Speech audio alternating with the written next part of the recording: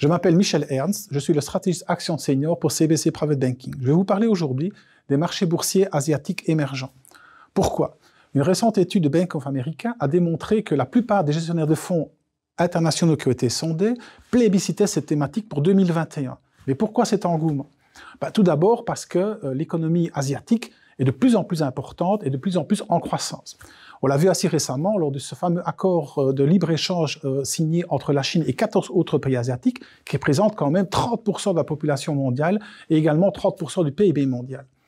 La Chine, évidemment, est le moteur. Et on l'a vu d'ailleurs les 40 dernières années, le PIB chinois a été multiplié par 75 contre 7 seulement, je dirais, pour les États-Unis. Les marchés boursiers, évidemment, ne sont pas au reste. On sait ainsi que depuis 2018, plus de la moitié des actions émises dans le monde sont par des sociétés asiatiques.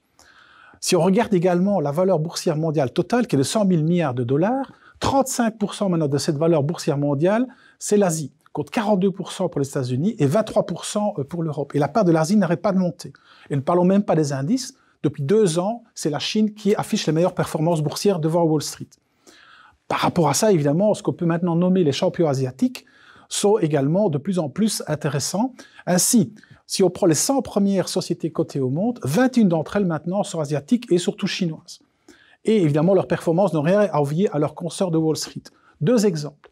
Tencent, par exemple, qui est la plus grande société dans le mobile d'Internet en Chine, a vu son cours les 5 dernières années augmenter de 300%, soit autant que Apple, une des principales vedettes de Wall Street.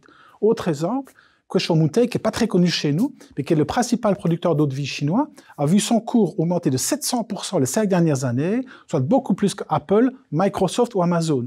Et quand on parle d'Amazon, qui ne connaît pas Alibaba, le principal concurrent chinois? Bref, pour toutes ces raisons, il est indéniable et indispensable que dans un portefeuille diversifié, l'Asie représente de plus en plus une part importante de ses investissements. C'est l'avenir et c'est là qu'il y a le plus de potentiel de croissance.